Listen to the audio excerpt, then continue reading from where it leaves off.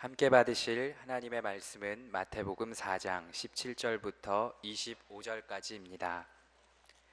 이때부터 예수께서 비로소 전파하여 이르시되 회개하라 천국이 가까이 왔느니라 하시더라. 갈릴리 해변에 다니시다가 두 형제 곧 베드로라 하는 시몬과 그의 형제 안드레가 바다에 금을 던지는 것을 보시니 그들은 어부라. 말씀하시되 나를 따라오라. 내가 너희를 사람을 낚는 어부가 되게 하리라 하시니 그들이 곧 그물을 버려두고 예수를 따르니라. 거기서 더 가시다가 다른 두 형제 곧 세베대의 아들 야고보와 그의 형제 요한이 그의 아버지 세베대와 함께 배에서 금을 깁는 것을 보시고 부르시니 그들이 곧 배와 아버지를 버려두고 예수를 따르니라. 예수께서 온 갈릴리에 두루 다니사 그들의 회당에서 가르치시며 천국 복음을 전파하시며 백성 중에 모든 병과 모든 약한 것을 고치시니 그의 소문이 온 수리아에 퍼진지라.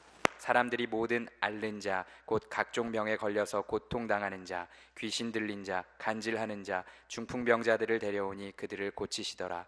갈릴리와 데가볼리와 예루살렘과 유대와 요단강 건너편에서 수많은 무리가 따르니라. 아멘. 우리 시대에 여러 가지 오해되는 말들 가운데 아마도 선두 자리를 지키고 있는 단어가 이 부흥, 리바이벌, 부흥이라는 말이 아닐까 싶어요.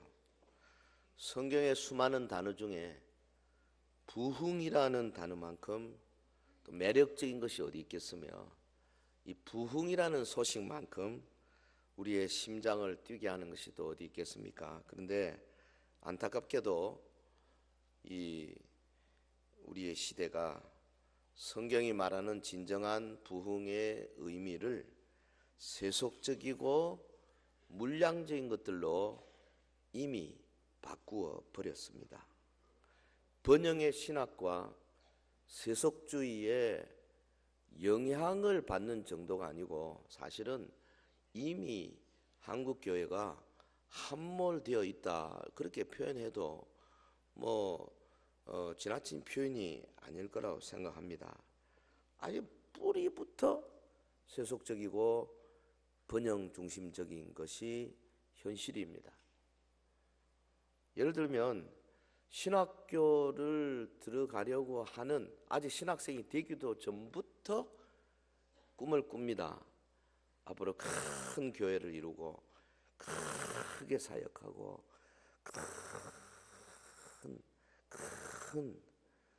큰 하다가 꿈을 깬다고 말이죠. 뭔지도 모르고 양 중심으로. 그뿐 아닙니다. 개척교회를 지금 처음 시작하는 목사님들한테 물어보십시오. 당신 꿈이 뭡니까? 큰 교회 성전을 지어가지고 크게 다 그러고 있다는 말이죠. 성경 어디에 그런 게 있어요? 나는 아무리 찾아봐도 한 구절도 볼 수가 없어. 그런 구절은. 그럼에도 불구하고 우리 처음 시작하는 목사님들 그뿐 아닙니다. 목회자를 돕는 교회 지도자들이 다 그렇습니다. 큰 교회 배가 3배가 4배가 그래서 일정 기간 동안에 성도의 수가 불어나지 않으면 당신 책임이다.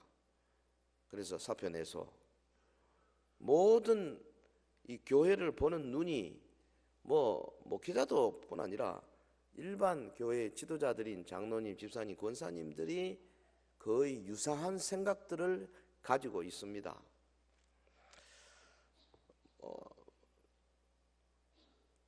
유년주일학교, 초등학교, 중고등학교 학생들한테 물어봐도 그렇게 돼 있어요. 왜 그렇게 돼 있느냐? 우리가 본래 이 헬라 철학, 소위 그리스에서 발달된 이 인본주의 철학으로 모든 학교에 이 텍스트북이 되어 있습니다. 구조가. 그래가지고 대학 좀 나와버리면 이 한 20년 동안 계속 그런 사상 주입받았지 않습니까? 칸트 철학으로부터 흘러내려오는 소위 다윈의 이런 좀 진화론적인 그런 사고방식, 칼 막스의 자본론적인 사고방식, 그리고 또 하나 뭐가 있죠? 프로이트의 그 소위 이 꿈의 분석에서 흘러나오는 인간의 그 여러 가지 내면적인 모습, 이런 것들이 우리가 배우는 학교의 정치, 경제, 문화, 사회 전반에 걸쳐서 꽉 짜 있다. 우리 거기서 숨을 쉬고 먹고, 그래서 그것이 살과 피가 되어 있기 때문에 우리 중에 어느 누구도 자유로울 수가 없다 그 말이죠. 그것이 교회로 들어와 가지고 섞여버리다 보니까 이제는 어느 게 어느 건지 구별하기가 매우 어렵습니다. 내 딴에 나는 교회를 계획해 보겠다 하는 그 사람 속에 이미 살과 피가 다 헬라 철학으로 물들어 있다 그 말이죠. 그래서 이것을 깨부시기 위해서는 도리가 없죠. 하나님의 성경 말씀을 가지고 나의 옛 자아를 완전히 죽여버리지 않으면 불가능한 겁니다. 아무리 개혁한다고 해도 그 사람 속에 이미 이 세속적인 피가 줄줄 흐르고 있어요. 자기 자신을 보면 알아요. 저도 마찬가지예요. 모든 진리는 예수님으로서 나옵니다. 부흥의 원형 또한 예수님에게서부터 찾아내야 하는 거죠. 오늘 본문을 통해서 예수님과 그 제자들에 의해서 초기에 일어나고 있던 이 갈릴리 지역의 부흥을 생각하면서 혹시나 그 가운데 우리 한국교회를 치유할 수 있는 어떤 비결이 없을까, 그런 마음을 품고 말씀을 좀 상고해 보겠습니다. 갈릴리 지역의 부흥이 어떻게 시작되었는가? 예수께서 처음 사역을 시작하실 때 그 하셨던 일이 어떤 것들인가? 갈릴리 부흥의 요소는 무엇인가? 몇 가지 의문점을 가지고 본문을 들여다보겠습니다. 모든 진리는 본문에서 나와요. 그리고 그 본문이 의도하는 것을 잘 드러내게 될 때 나도 모르게 그 본문 속에 감춰져 있던 하나님의 생기가 술술술술 같이 나오는 거죠. 생기가 나와가지고 그 말씀을 아멘으로 받아들이는 사람 속에 역사해서 혼과 영과 관절과 골수가 찔러 쪼개지고 마음의 생각과 뜻이 판별이 되는 거죠. 그래도 아멘 안 하네. 히브리서 4장 12절 말씀을 제가 인용하는 겁니다. 지금 이 말씀 본문의 의도가 솟아나서 그것이 내게 들어와서 내가 그것을 아멘으로 그대로 받을 때 비로소 능력이 나타나는 거예요. 그 말씀이 그러한가 계산하고 요거는 좀 아닌 것 같다, 저거는 아닌 것 같다는 사람은 제가 예언합니다. 그 사람은 죽을 때까지 은혜 못 받습니다. 절대 은혜 못 받습니다. 그냥 아멘 딱 받을 때 신기합니다. 이해를 잘 못해도 믿음으로 딱 받아들이면 오히려 이 속에서 이해의 능력이 솟아나기 시작하는 거죠. 어거스틴이 그랬잖아요. 나는 알기 위하여 믿는다. I believe in order to know 그랬어요.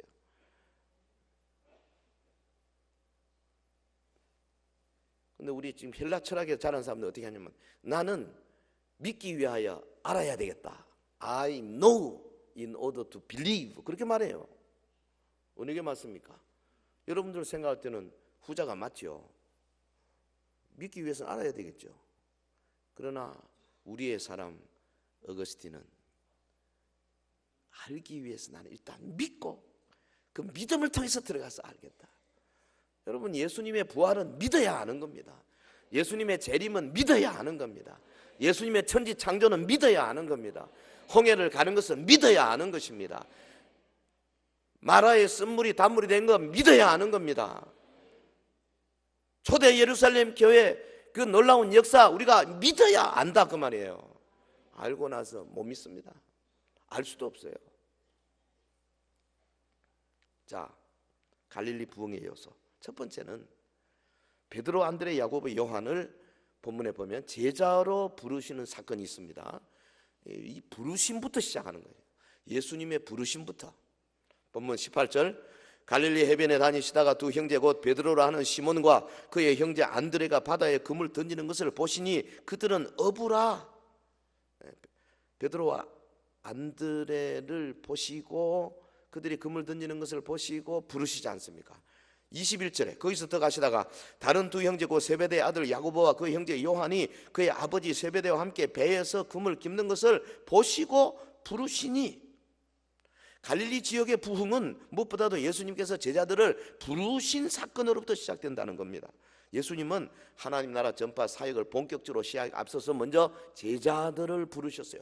일꾼을 부르시고 그 일꾼들과 함께 거하시면서 그 일꾼들에게 예수님의 품성, 예수님의 생각, 예수님의 가치관 이런 것을 보여주시고 예수님과 함께 교제하시고 소통하시고 예수님을 배우도록 본받도록 하신 거죠. 제자들. 여기 오늘 본문에 보면 네 제자를 부르신 상황이 기록되어 있지 않습니까?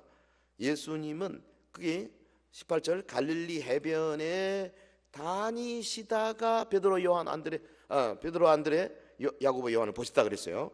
예수님이 지금 나사렛 출신 아닙니까? 나사렛은 조금 서쪽 내륙 지방이죠. 거기서부터 가버나움, 이거는 가버나움은 갈릴리 호수에 붙어 있는 항구입니다. 근데 거기서 사시면서 갈릴리 해변가를 왔다 갔다 하시면서 많이 관찰했겠죠. 요세푸스의 글에 의하면 당시 갈릴리 호수에 배가 한 200척 내지 300척 어선들이 있었을 것이다 그럽니다. 그러면 그 안에 일하는 사람들이 뭐 한 배 하나에 한 서너 명 하면 한 1000명 정도 어부가 있지 않겠어요? 그 중에 이렇게 보십니다. 누구를 뽑을까? 복음을 전하기에 적합한 사람을 주님이 골라 잡는 거죠. 저는 그렇게 생각합니다. 우리 회중이 여기 많이 앉아 있는데 예수님께서 싹 보시면서 누구를 이번에 저 우간다로 선교사로 보낼까? 누구를 인도네시아로 보낼까?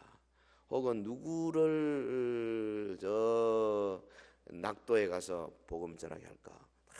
찾으시는 거죠. 기둥 뒤에 숨거나 다른 사람 뒤에 이렇게 숨는 사람은 잘 안 보일 겁니다. 자세를 바로 하셔야 돼요. 어깨 힘주시고 바로 앉아요. 바로 꾸준하게 앉으면요, 이 자세가 나쁘면 카이로프랙틱 그 의사 하는 말이 자세가 나쁘면 암이 잘 걸린대요. 바로 앉으세요. 우리 몸은 항상 수직으로 해야 이게 건강하게 돼 있어요. 학생들 요새 큰일이야. 들여다본다고 말이야. 이거 한동 전부 다 구부려가지고 전부 이 목 디스크 다 걸려가지고 지금 앞으로 우리나라 이거 전부 목 디스크 환자들이 이거 우리나라를 어떻게 이끌고 갈까 걱정이 태산 같아. 뭔가 수가 나야 되겠어. 이제 손으로 안 보고 그냥 할로그램으로 가면서 그냥 앞에도 보여. 15도 상방으로 보는 게 제일 좋은데 하나님은 우리 15도 상방으로 보도록 만드셨어요. 할렐루야. 비전을 가지라 그 말이죠. 밑으로 들여다보지 마요. 앞을 봐요. 앞으로. 지금 이 자세가 딱 좋아요. 여기 강단이 약간 높지 않습니까? 요래 보셔야 돼. 박사님 목이 아픕니다. 아파야 돼. 아파요. 딱 자세가. 여기 지금 갈릴리 지방의 놀라운 부흥은 예수님이 불러내신 제자들로부터 시작이 됐는데 본문에 보면 그들은 어부라 그랬어요. 그들이 어부였다 하는 사실을 마태가 구태여 안 밝혀도 되는데 밝히고 있습니다. 왜 그렇습니까? 어부는 천민입니다. 어부는 별 볼일 없는 사람들이에요. 어부는 그 사회에 무슨 영향을 미칠 수 없는 사람인데 어부라 할지라도 예수님이 불러내시면 당시 로마 제국을 뒤바꿔 놓을 만한 위대한 하나님의 일꾼이 될 수 있다. 할렐루야. 학생 여러분, 우리 엄마 아빠는 뭐 별로 뭐 돈도 없고 뭐 맨날 뭐 시장 가서 일이나 하시고 뭐 나야 뭐 그저 가난을 대물림 하지 뭐 그렇지 않아요. 주님의 손에 딱 잡히면 내 당대에서 놀라운 변화가 일어날 수 있어요. 본문 19절 말씀하시되 나를 따라오라 내가 너희를 사람을 낚는 어부가 되게 하리라. 부흥이 초석이 될 제자들을 부르신 예수님의 명령 매우 간략합니다. 단순합니다. 나를 따라오라. Follow me. 이 명령 안에서 예수님께서 제자들 향해서 뭘 요구하십니까? 딴 데 가지 말고 나만 따라와라. 예수님 자신만을 따를 것을 강력하게 주문하는 거 아닙니까? 주님의 제자는 딴 데 따라가면 안 돼. 게임 따라가면 안 돼. 이상한 뭐 그런 포르노 이런 거 따라가면 안 돼요. 친구 따라 강남 가면 안 된다니까. 어떻게? 오직 예수님만 따라와야 돼. 그러다 보면 역사가 일어나요. 지금까지는 이 사람들 어땠습니까? 자신의 계획을 따라서 자신의 생각대로 살았잖아요. 그런데 이제부터는 나를 따라오라. 너 계획 버려라. 너 생각 버려라. 네 달력 없애라. 내 달력대로 따라와라. 예수님은 지금 베드로와 안드레, 야고보, 요한을 당신의 제자로 부르면서 외형적인 직업이나 재산, 그리고 가족, 자기 자신까지 버려야 하는, 다른 말로 하면 자기 부정의 삶을 요구하고 계십니다. 이 갈릴리 부흥은 이런 사람이 나서야 된다 그 말이에요. 주님의 부르심의 목적이 뭡니까? 내가 너희로 사람을 낚는 어부가 되게 하리라. 사람을 낚는 어부, 할리에이스 안드로폰, 이건 뭐냐면 사람을 그물로 잡는 어부란 뜻입니다. 문자 그대로 복음의 그물을 가지고 사람을 포획하는 거죠. 여기 관사가 없어요. 사람들 관사가 없어요. 그 사람이 아닙니다. 그러니까 뭘 말하냐면 어떤 특정한 사람이 아니고 모든 인류를 복음 전파의 대상으로 삼는 거죠. 모든 인류를 그물로 포획해라. 그런 업으로 내가 너희를 세우겠다. 너희 그물 던져서 고기 잡아봐서 잘 알지 않느냐.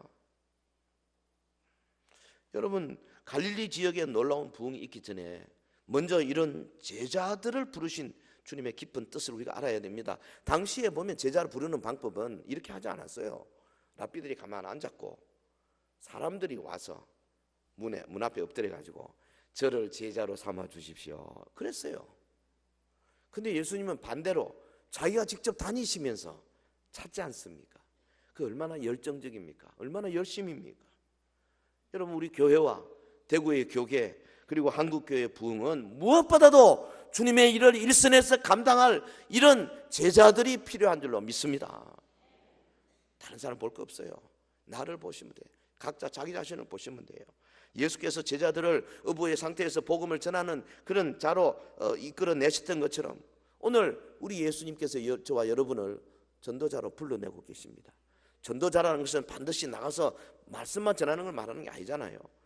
군대가 나가는데 뭐 앞에 나가서 소총수도 있지만은 그러면 중대장도 있고 연대장, 사단장도 있고 그 사람들은 직접 총 안 써요. 그다음 밑에 병참 부대도 있고 병기 부대도 있고 복잡합니다. 작전 사령부가 있어가지고 지금 계속 작전을 세우는 것도 있고 이 전체가 군대예요. 여러분, 오늘 우리 교회와 우리 하나님의 나라 백성들이 하나님의 군대인데 이 군대에 나를 부르신 것, 사람을 그물로 포획하기 위해서 우리를 부르셨지 않습니까? 우리 서연의 모든 성도들이 이 부르심에 합당한 존재가 되도록 우리 각자 이런 겸손하게 자기의 마음을 낮추시기를 주 이름으로 축원합니다. 하나님이 여러분을 축복된 삶으로 지금 초청하시는 거예요. 자, 주님의 부르심.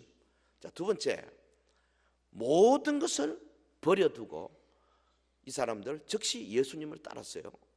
모든 것을 버려두고, 다르게 표현하면 적극적인 헌신이죠. 열정의 사람들이죠. 이런 사람들 참 구하기 힘들어요. 20절, 그들이 곧 그물을 버려두고 예수를 따르니라. 22절, 그들이 곧 배와 아버지를 버려두고 예수를 따르니라. 베드로와 안드레도 곧 그물을 버리고 예수님을 따랐고 또 야고보, 요한도 곧 배와 아버지를 버려두고 예수를 따르니라. 그렇게 기록이 되어 있어요. 곧 유대오스인데 베드로와 안드레, 야고보와 요한, 예수님의 소명에 얼마나 신속하게 반응했는가 보여주는 곧 단어 아닙니까? 이 사람들은 조금 더 머뭇거리나 무슨 주저하거나 혹은 시간을 달라거나 그러지 않았어요. 열정을 가지고 적극적으로 순종했어요.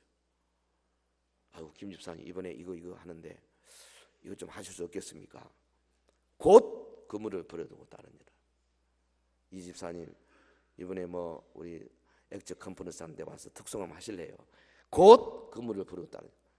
글쎄요, 그날 내가 시간이 달력을 좀 보고 내일 알려드릴까요? 내일은 없습니다. 끝납니다. 곧 그물을 버려두고 따라요. 여러분요, 하나님께서 우리에게 원하시는 것은 즉각적인 순종을 말하는 거예요. 재고 또 재고, 그거 하면 어떻게 될까? 나한테 무슨 유익이 있을까? 이런 사람들은 제자가 될 자격이 없는 사람들이에요. 야고보와 요한 보세요.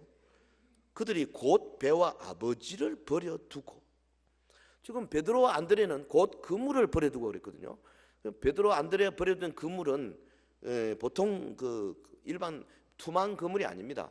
처음에 투망 그물로 고기를 잡고 있던 두 사람에게 따라오라 그랬더니 그물을 버려두고, 그 그물은 디크티아, 이거는 일반 그물이라 그래요. 그러니까 투망도 있고 그 배에서 이제 쭉 끌어가지고 이게 뭐랍니까, 쌍끌이 뭐 그런 것도 있고요. 이 그물 총체적인 거 다 포함하는 이야기예요. 그러니까 이 단어는 뭘 의미하면은 베드로와 안드레는 그들의 모든 생계 수단을 다 남겨두고 주님을 따랐다, 그 말 아닙니까? 근데 그 다음에 야고보와 요한을 보니까 그들이 곧 배와 아버지를 버려두고, 한 수 더 뜹니다 지금. 배는 그물과 마찬가지로 생업 아닙니까? 아버지를 버려도, 이건 가정 문제입니다. 사람에게서 생업이 얼마나 중요합니까? 삶에 필요한 물질들을 제공해 주는 생업이 매우 중요하죠.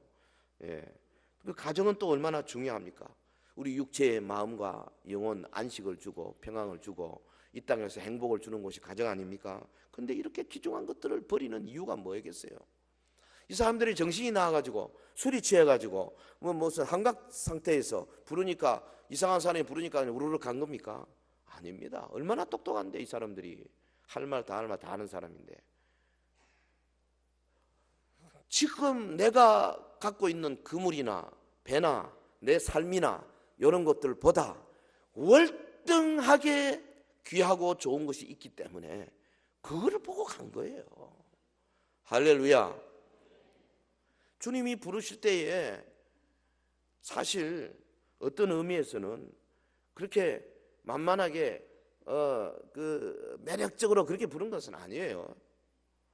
너 오면 내가 뭐 주겠다, 국무총리 시켜주겠다, 뭐 재산을 하나 만들어주겠다, 서울에 아파트 2채를 주겠다, 그런 거 말하지 않으셨어요. 그냥 따라오라. 사람 낳는 어부가 되게. 돈이 생깁니까? 뭐가 생깁니까? 주님이 부르시는데 그분이 무슨 위대한 분입니까? 뭐 이름이 높이 알려진 분입니까? 연세가 많은 분입니까? 베드로보다 아마 나이가 더 어렸을 거예요.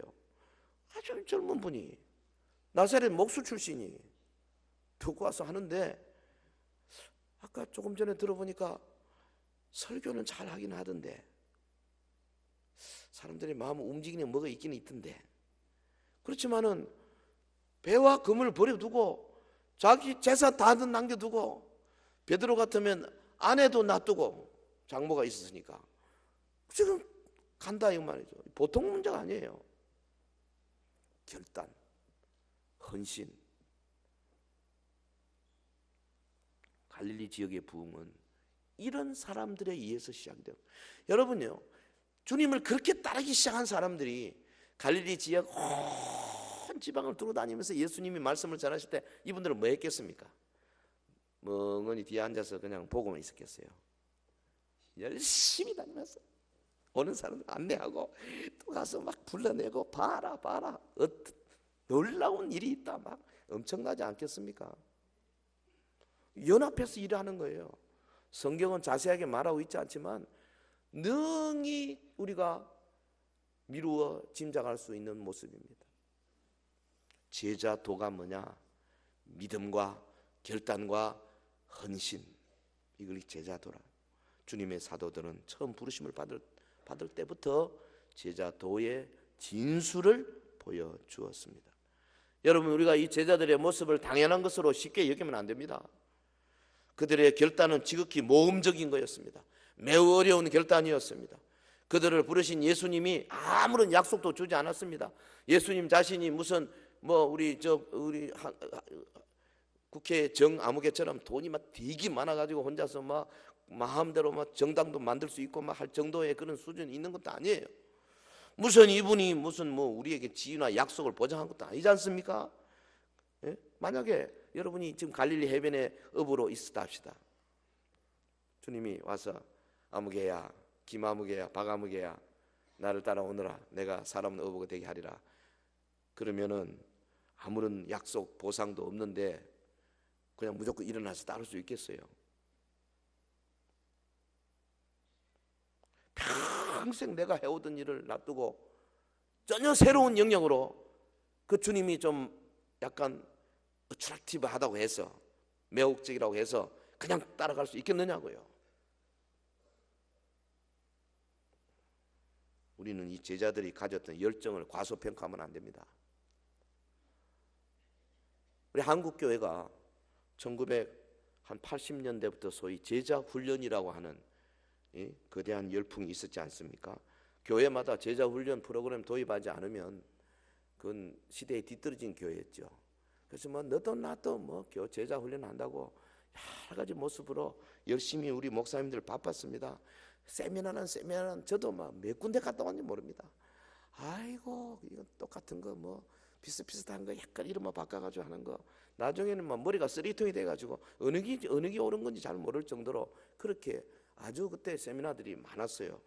대구도 뭐 현수막이 그 제자 훈련에 관한 현수막이 떨어질 데가 없을 정도였어요. 한 30년 해봤습니다. 지금 결과가 어떻습니까? 제자 훈련을 최고의 가치로 생각하고 교회 이름도 그렇게 붙인 교회가 난장판 5분 전입니다. 현재 제자 훈련에 최고 앞장서서 일하는 주의 종은 지금 뭐 온 한국교회에 손깍질 받고 있는 사람이 되어가고 있습니다.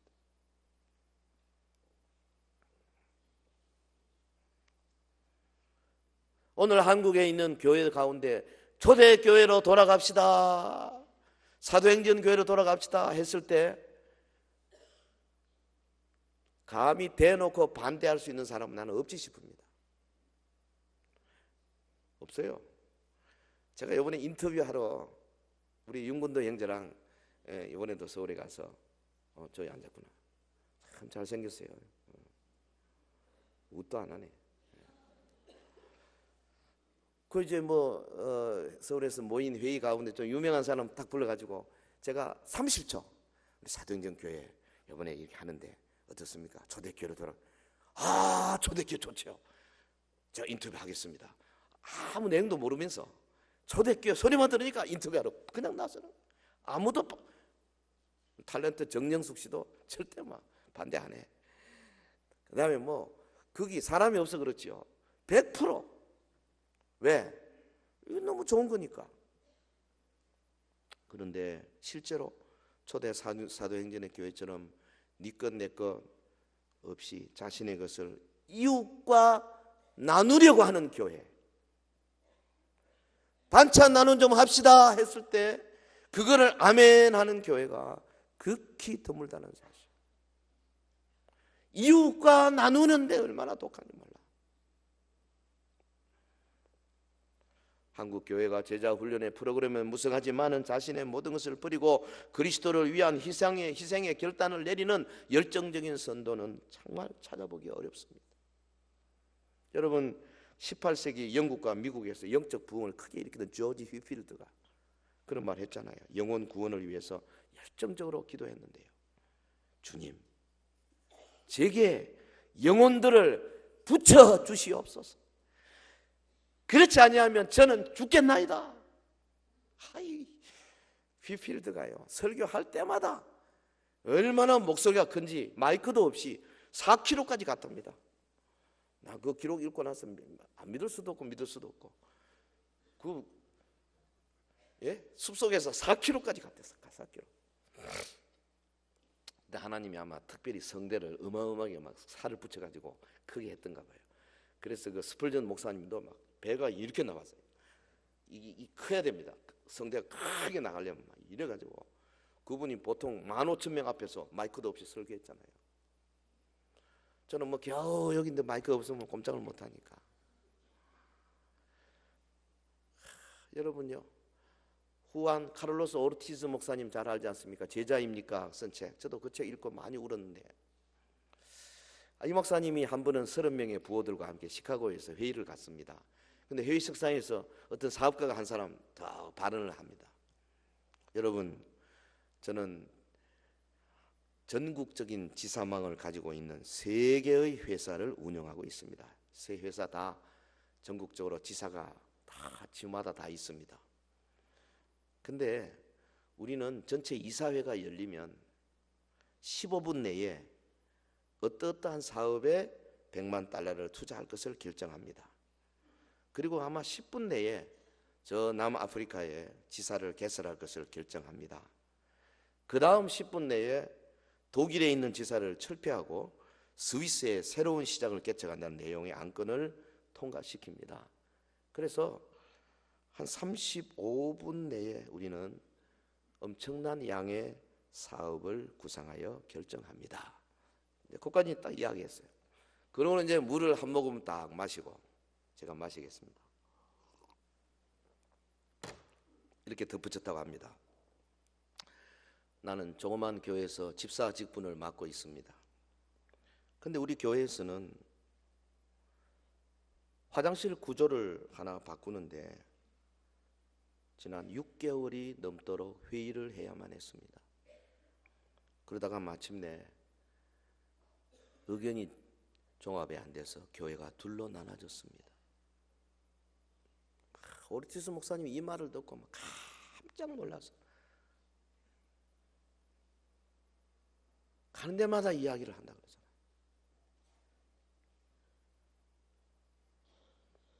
우리 교회라고 뭐 특별히 다를 거 없다고 나는 생각해. 이러면 안 됩니다. 조그마한 거 하나 하는데 뭐가 그렇게 자기 여긴이 중요하냐.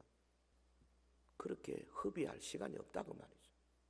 물론 뭐 인원 많이 하는 건 좋아요. 하지만 그런 것은 그냥 책임자에게 맡기고 큰 거를 향해서 달려나가야 된다고 말이에요. 여러분 전도회가 그렇고 구역이 그렇고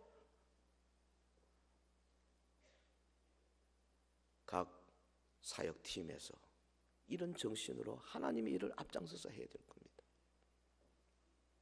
제가 이 예를 들려면 아마 100가지는 더 들 수 있을 것 같아요. 하여튼 여러분 오늘 우리에게 중요한 이 가르침이 뭐냐 하면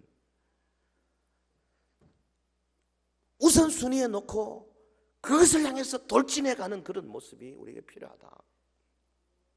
사도행전이 보여주는 바로 그 교회를 목표로 삼고 진군하고 있잖아요. 그러기 위해서는 먼저 우리의 것을 하나님의 나라를 위해서 좀 내놔야지. 우리 교회는 지금 이 정도 갖고 안 되는 거예요. 더 많은 걸 투자해야 됩니다. 앞으로 이웃을 위해서, 탈북자들을 위해서. 저는 볼 때 우리 중국에 있는 탈북 난민 중에 적어도 1명 내지 2명 우리가 불러가지고 우리 교회가 먹여 살려야 되라고 생각합니다. 앞으로 또 선교사도 더 많이 파송하고 더 많은 협력을 하고, 특별히 우리 주변에 있는 연약한 이웃들, 장애인들, 또 독거노인들, 조선족들, 이주 노동자들, 이 문화적인 쇼크로 힘든 사람들을 더 많이 도와야 된다고 생각합니다. 할렐루야. 주님의 말씀을 들으십시오. 아무든지 나를 따라오려거든 자기를 부인하고 날마다 제 십자가를 지고 나를 따를 것이니라. 자, 하나 더 합시다. 갈릴리 부흥이 시작될 때 주님이 하신 거 가만 보십시오. 세 번째, 온 갈릴리에 다니시며 천국 복음을 가르치고 전파하며 치유하셨다 그랬어요. 이 중요한 말씀이에요. 23절 우리 같이 하겠습니다. 시작. 예수께서 온 갈릴리에 두루 다니사 그들의 회당에서 가르치시며 천국 복음을 전파하시며 백성 중에 모든 병과 모든 약한 것을 고치시니. 갈릴리 부흥은 이렇게 예수님이 제자들과 함께 온 갈릴리에 두루 다니시면서 사역할 때에 본격적으로 불붙기 시작했어요.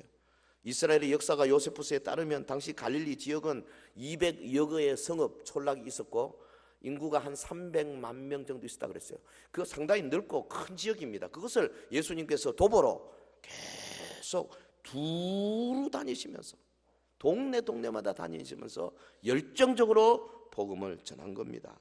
무엇을 위해서 그렇게 수고했습니까? 본질에 의하면 예수님은 회당에서 가르치시며 천국 복음을 전파하시며 백성 중에 모든 병과 모든 약한 것을 고치시는 사역에 올인하셨다 그랬어요. 이 지금 보면은 본문의 이 세 동사, 예수님은 먼저 회당에서 가르치셨어요.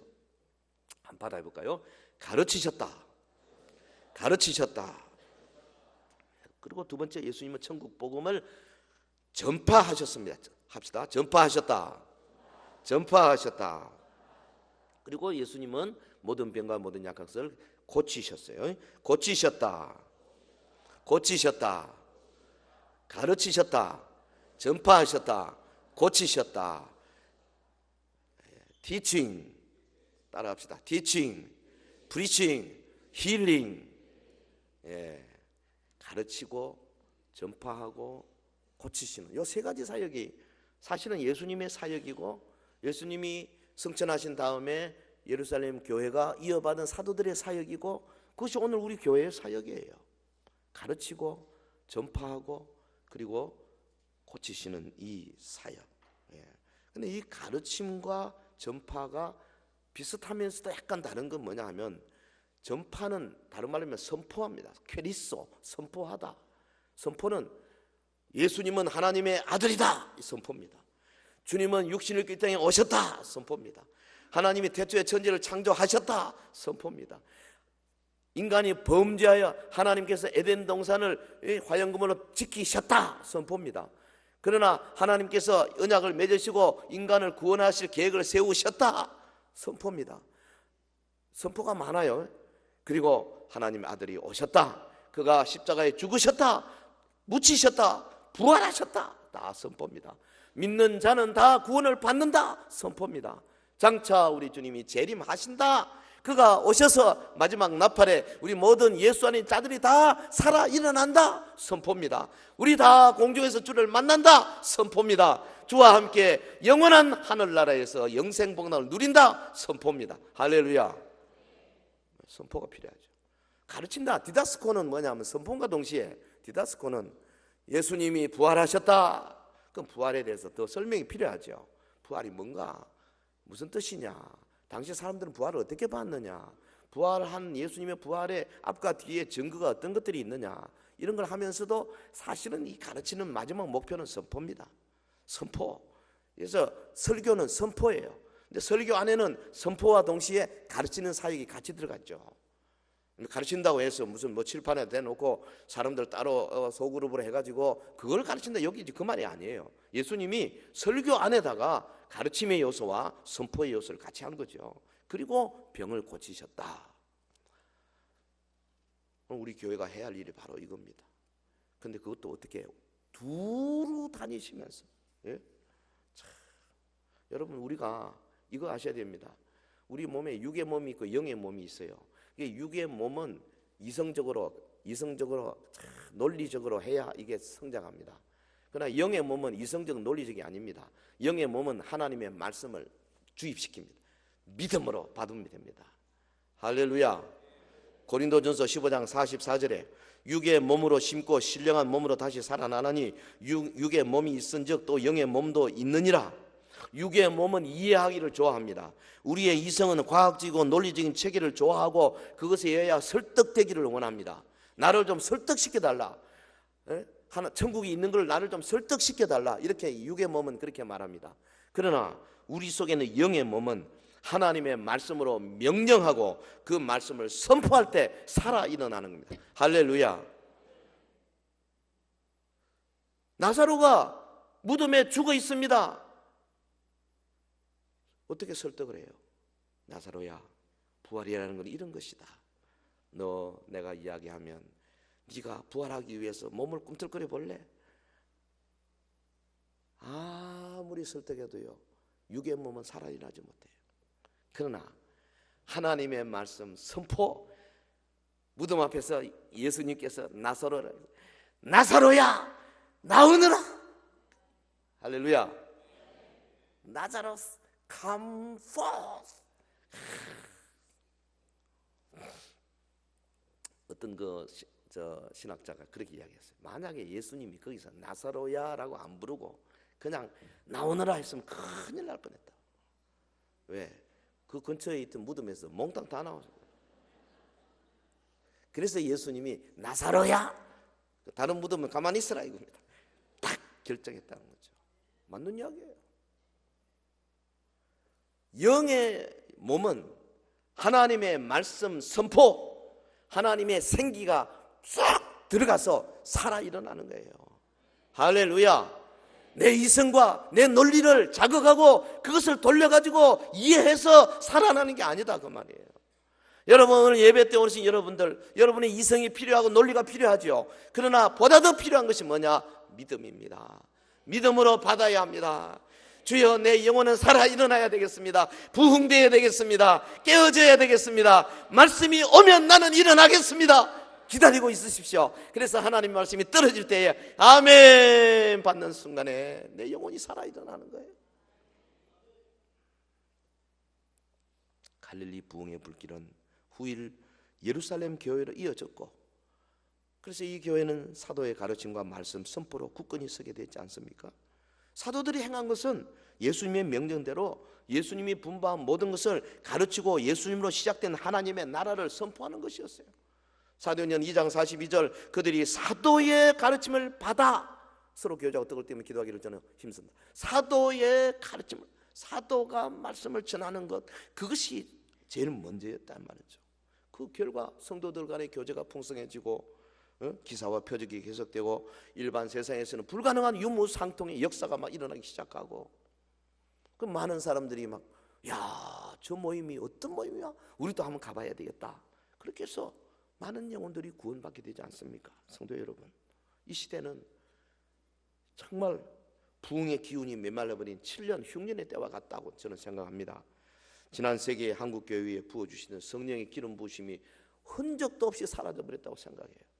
지금 한국교회는 불타버린 건물의 잔해처럼, 혹은 태풍이 쓸고 간 어지러운 초가마을처럼 영적인 쓰레기더미 속에서 지금 막 신음하고 있는 거 아닙니까? 우리 서연의 성도 여러분, 여러분 개인적으로 부흥을 경험한 적이 도대체 언제입니까? 하나님의 말씀이 선포되고 성경 본문의 의도가 적나라하게 드러나는 예배 현장에서 영적으로 볼 때 하늘이 열리고 하나님의 영광이 내 앞에 쫙 비치고, 야, 그렇구나, 그렇구나, 그렇구나, 하나님의 말씀이구나, 주님이 나를 사랑하시는구나, 나를 주님이 붙들어 주시는구나. 언제 느껴보셨어요? 예수님의 부르심에 순종하여 나오신 여러분, 주님의 소명에 열정을 가지고 적극적인 헌신의 모습으로 이 길을 떠나는 그런 결단 언제 있었어요? 우리도 예수님과 주님의 제자들처럼 온 갈릴리를 두루다니면서 열정을 가지고 천국 복음을 전하기로 헌신해야 할 것입니다. 성령의 능력이 담긴 힘 있는 말씀 선포만이 부흥의 불씨를 살릴 수가 있는 겁니다. 그곳이 회당이든 무슨 산이든 해변이든 직장이든 그곳이 시장터든 혹은 장소를 가리지 않아야 할 것입니다. 그들이 유대인이건 그들이 이방인이건 의인이건 죄인이건 그들의 문제가 무엇이든지 간에 은혜를 필요한 사람들에게 주님의 은혜를 전하고 주 앞에 나와서 최선을 다하여 하나님의 영광을 보도록 이끌어내야 될 것입니다. 우리가 힘을 합쳐 하나님 나라의 말씀을 전하고 가르치기로 힘쓸 때 갈릴리의 부흥이 우리 서영교회의 부흥이 되고 우리 대구교회가 그리고 나아가서 한국교회의 부흥으로 전파되어 갈 줄로 믿습니다.